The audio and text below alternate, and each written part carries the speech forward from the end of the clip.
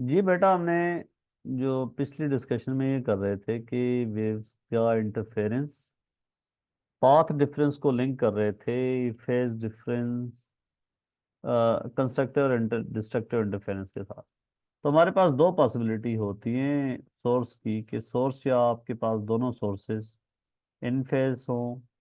तो उस सूरत में क्या था कि अगर path difference integer multiple of wavelength हो, one wavelength, two wavelength, three wavelength, तो कंस्ट्रक्टिव इंटरफेरेंस होगा। जैसा कि मैंने आपको बताया था कि ये सोर्स लेट से यहाँ पे है, ये दूसरा सोर्स यहाँ पे है, और इस पॉइंट पी पे आप इंटरफेरेंस देखना चाह रहे हो। ये पाथ दोनों वेव्स, दोनों सोर्सेज याद रखना कोहेरेंट भी है इनका। जो अगर इनिशियली इन फेज वो हैं, हर वक्त इन फेज ही हैं, ठीक है, उनका फेज का फर्क नहीं आ रहा। अब ये पाथ की वजह से, क्योंकि पाथ का फर्क है, वहां पे पाथ की वजह से जो है वो यहाँ कंस्ट्रक्टिव और डिस्ट्रक्टिव इंटरफेरेंस इस जगह पे डिपेंड करेगा। हम किस पॉइंट पे ऑब्जर्व करना चाह रहे हैं वहां पे बात होगी। अगर ये दोनों सोर्सेज के बीच में इस पॉइंट पे डिफरेंस जहाँ पे हम देखना चाह रहे हैं कि वो टू वेवलेंथ है, तो यहाँ पे फिर कंस्ट्रक्टिव, थ्री वेवलेंथ है कंस्ट्रक्टिव। लेट से हर सोर्स का एम्पलीट्यूड यहाँ पे था इस इसका ए और इसका भी ए, तो पॉइंट पी पे एम्पलीट्यूड कितना होगा? सेम होना चाहिए। नहीं, रिजल्टेंट एम्पलीट्यूड क्या होगा जहाँ पे कंस्ट्रक्टिव इंटरफेरेंस हो रही है? हाँ, तो ऐड होगा ना टू है।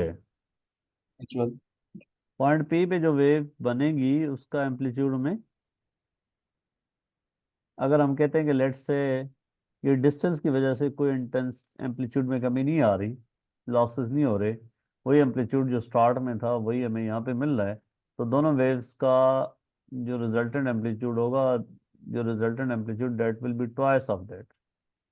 तो यहाँ पे एक सोर्स जी। साउंड का यहाँ पड़ा है, एक सोर्स यहाँ साउंड का पड़ा है, तो यहाँ पे आपको साउंड जो है वो इसका एम्पलीट्यूड डबल सुनाई देगा, ठीक है। यस। और अगर यहाँ पे पाथ डिफरेंस कुछ इस तरह का हो, इन्हीं दो सोर्सेज को मैं इस तरह बनाने लगा हूँ।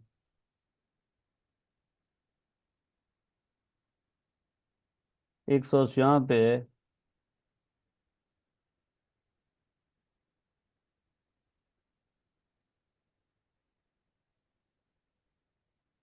S1, और बेटा S2 कुछ यहाँ पे है। इनके बीच में path difference let's say 1.5 wavelength है। ये देख रहे हो आप? जी। क्या कितना पाथ डिफरेंस है इस वन पॉइंट पॉइंट पे फाइव देखना चाह रहे हैं, पॉइंट पी पे।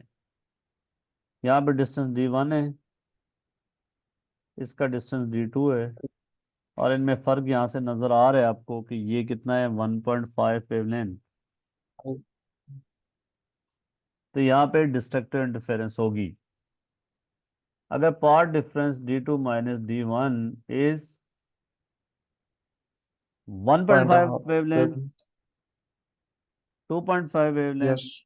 3.5 वेवलेंथ, तो फिर डिस्ट्रक्टिव इंटरफेरेंस होगी, कंप्लीट डिस्ट्रक्शन होगी, ठीक है। तो इसको हम कैसे लिखेंगे?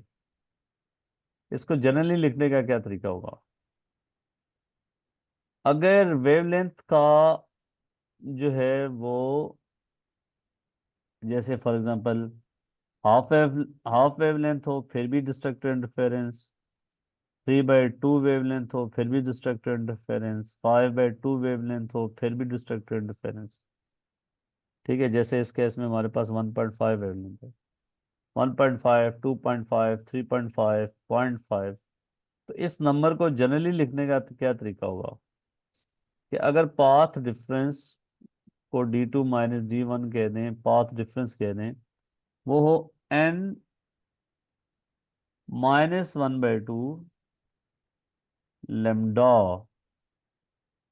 एन अब कहाँ से स्टार्ट हो रहा है? एन की वैल्यू बेटा 1, 2, 3, 4, ये कुछ भी वैल्यू हो सकती है। एन की जगह अगर 1 रखोगे, 1 माइनस हाफ क्या होता है? 0.5, हाफ। तो ये जी। कंडीशन आ जाएगी। एन की जगह 2 रखोगे, 2 - ½ is three one point by five two 3 - ½ is 5/2, अगर एन ये है। अच्छा यार, बरखुरदार बात सुने, अगर वो कहे जी एन जो है वो आपने 0 से स्टार्ट करना है, तो फिर ये होगा n+½ वेवलेंथ। एन इसमें 0 से स्टार्ट हो रहा है, 0 1 2 3 4, एन 0 डालो, 0+½ इज हाफ, 1+½ इज 3/2। तो ये एग्जामिनर आपसे पूछने की कोशिश कर सकता है कि एन, अगर वो कहे जी एनी पॉजिटिव इंटीजर, तो फिर ये फार्मूला होगा। ये ऑड लिखने का तरीका होता है, ऑड नंबर, ये इंश्योर कर जाएगा कि ऑड ही, n - ½ odd multiple of lambda. ठीक है, odd multiple of lambda, yes. Sorry. तो इस तरह डिस्ट्रक्टिव इंटरफेरेंस होगा। ये कंडीशन किस लिए लिखी है? This is for destructive interference. लेकिन इसमें ये बात याद रखना कि सोर्सेज जो हैं वो इन फेज हैं, sources are in phase. In phase.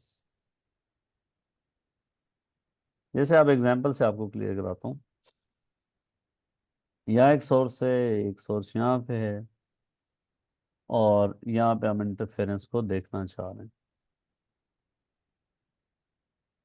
प्यारे भाई, लेट्स से ये आपके पास है 4 सेंटीमीटर, और ये डिस्टेंस आपके पास है 6 सेंटीमीटर। पाथ डिफरेंस जो है, सॉरी वेवलेंथ जो है वेव्स की, वो लेट्स से 2 सेंटीमीटर है, और सोर्सेज S1 S2 इन फेज हैं, तो क्या पॉइंट P पे कंस्ट्रक्टिव इंटरफेरेंस होगा, destructive? S1 and S2 are in phase. तो मुझे बताएं कि पॉइंट P पे क्या होगा, is it constructive interference constructive. और डिस्ट्रक्टिव? जी, कंस्ट्रक्टिव होगा। कैसे आपने फैसला कर लिया? 6 - 4 मतलब वो। आपने आपने निकाला पाथ डिफरेंस, ये निकाला ना? जी। आपने यस। पाथ डिफरेंस निकाला, तो 6 - 4 दैट इज 2 सेंटीमीटर। टू। आपने देखा पाथ डिफरेंस को जब लेमडा से डिवाइड किया तो आपके पास होल नंबर आया। दिस पाथ डिफरेंस इज, अगर लेमडा की फॉर्म में इसको लिखें तो दैट इज 1 लेमडा।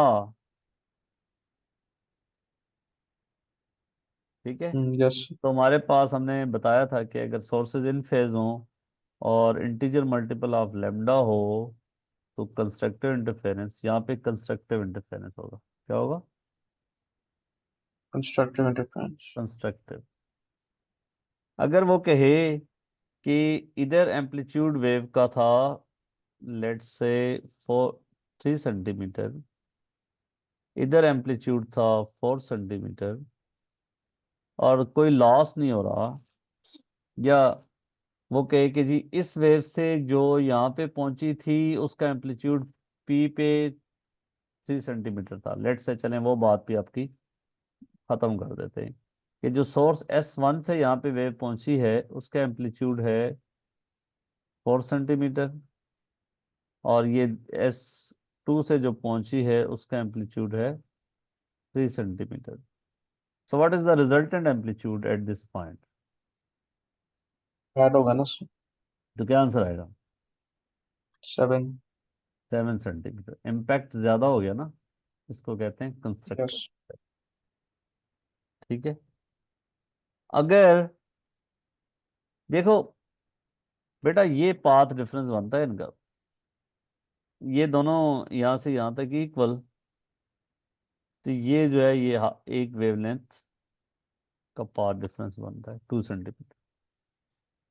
इससे जितनी वेव्स यहाँ तक पहुंच रही हैं, इससे एक वेवलेंथ ज्यादा पहुंच रही। ठीक हो गया? यस। अच्छा, कंडीशन बदल जाएगी अगर दोनों सोर्सेज आउट ऑफ फेज होंगे तो। दोनों सोर्सेज बेटा अगर आउट ऑफ फेज होंगे तो फिर कंडीशन जो है वो बदल जाएगी, वही बता। तो बेटा मैं बताना चाह रहा था कि अगर आपके पास सोर्सेज इन फेज नहीं है तो फिर हम इसकी कंडीशन को देखते हैं कि कैसे बदलती है। देखो, लेट्स से ये आपके पास मीन लाइन है और एक सोर्स यहाँ पे ऐसी लाइन पे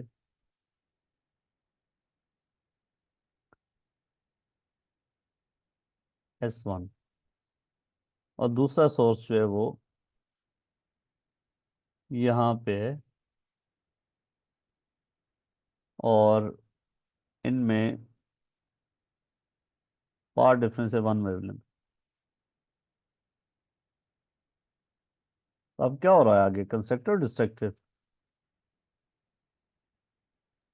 ये डिस्ट्रक्टिव। तो ये तो 1 वेवलेंथ पे डिस्ट्रक्टिव क्यों हो गया?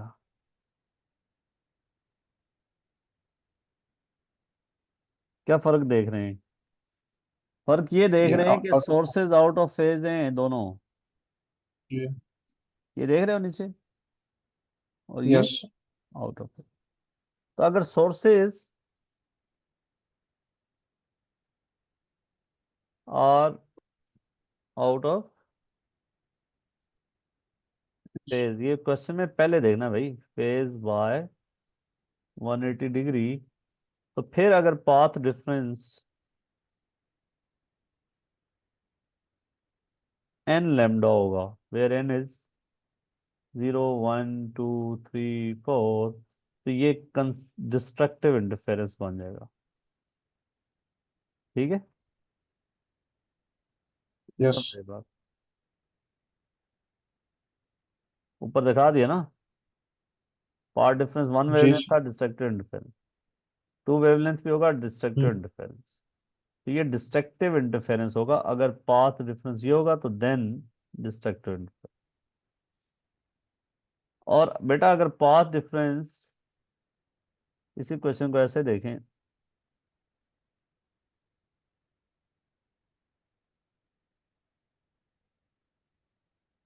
अब पाथ डिफरेंस में रखता हूँ हाफ वेवलेंथ का। ये देखिए,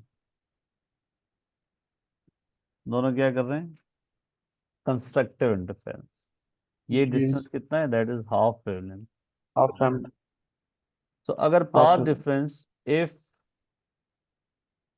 बेटा इफ पाथ डिफरेंस इज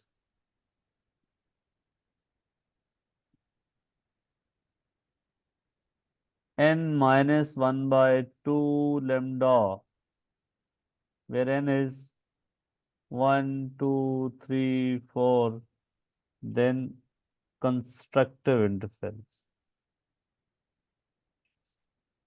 ठीक है, जी। ये इंपॉर्टेंट बात है। सबसे पहले आपने देखना है कि सोर्सेज क्या, अगर वो कहे S1 S2, दो सोर्सेज हैं, इस पॉइंट P पे वेव्स आ रही हैं, और वो दोनों सोर्सेज जो आउट ऑफ फेज हैं बाय 180 डिग्री। कितने? ये 6 सेंटीमीटर है, बाय 180। ये आपके पास है 12 centimetre, wave length is 2 centimetre. Condition ये है कि S1 and S2 are out of phase. आप मुझे बताएं कि पॉइंट P पे कंस्ट्रक्टिव इंटरफेरेंस होगा, डिस्ट्रक्टिव? डिस्ट्रक्टिव। जी, डिस्ट्रक्टिव। पहले पाथ डिफरेंस देख लेते हैं। पाथ डिफरेंस आपके पास आया 12 - 6 6 सेंटीमीटर। इसको वेवलेंथ के थ्री फॉर्म बाय। में लिखें तो 3 वेवलेंथ है। 3 wavelength integer multiple of wavelength होगा, sources 180 degree out of phase होंगे, तो ये डिस्ट्रक्टिव इंटरफेरेंस होगा। अगर यहाँ पे भी आपने लाइट रखी है, लेजर लाइट है, रेड कलर की लाइट यहाँ पे इमिट हो रही है, और यहाँ पे भी रेड कलर की लाइट है सेम एम्पलीट्यूड की, तो पॉइंट P पे कोई लाइट नजर आएगी?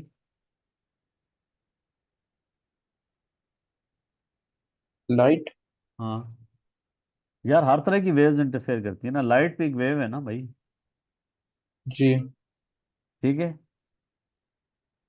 तो जब आपने कह दिया डिस्ट्रक्टिव इंटरफेरेंस है, तो यहाँ पे लाइट, यहाँ पे भी लाइट, पॉइंट पी पे कोई लाइट नजर नहीं आएगी भाई। जी। All waves interfere. अगर यहाँ साउंड है, यहाँ पे भी साउंड है, और दोनों 180 डिग्री यहाँ पे वो कर रहे हैं, पार्ट डिफरेंस इनका इंटीजर मल्टीपल ऑफ लैम्डा है, यहाँ पे कोई साउंड सुनाई नहीं दे। All waves interfere. तो सम अप कर देते हैं सारी चीजों को, कि जब आप पाथ डिफरेंस देखते हो, अगर दो वेव्स के बीच में दोनों सोर्सेज इन फेज हैं, जैसे S1 S2 इन फेज, और path difference integer multiple of wavelength होगा तो कंस्ट्रक्टिव इंटरफेरेंस। और अगर लैम्डा बाई टू का इंटीजर मल्टीपल होगा, सॉरी आड मल्टीपल होगा लैम्डा बाई टू का, मतलब 1 lambda by 2, 3 lambda by 2, 5 lambda by 2, तो फिर आपके पास कंप्लीट डिस्ट्रक्टिव इंटरफेरेंस होगा। अगर सोर्सेज आउट ऑफ फेज हैं बाय 180 डिग्री, तो फिर कंडीशन अपोजिट हो जाएगी। और आपने बड़ा क्लियरली देखना है कि सबसे पहला स्टेप होगा, सोर्सेज को आपने देखना है कि सोर्सेज इन फेज हैं या नहीं, सोर्सेज आउट ऑफ फेज हैं या सोर्सेज इन फेज हैं। ठीक है। यस।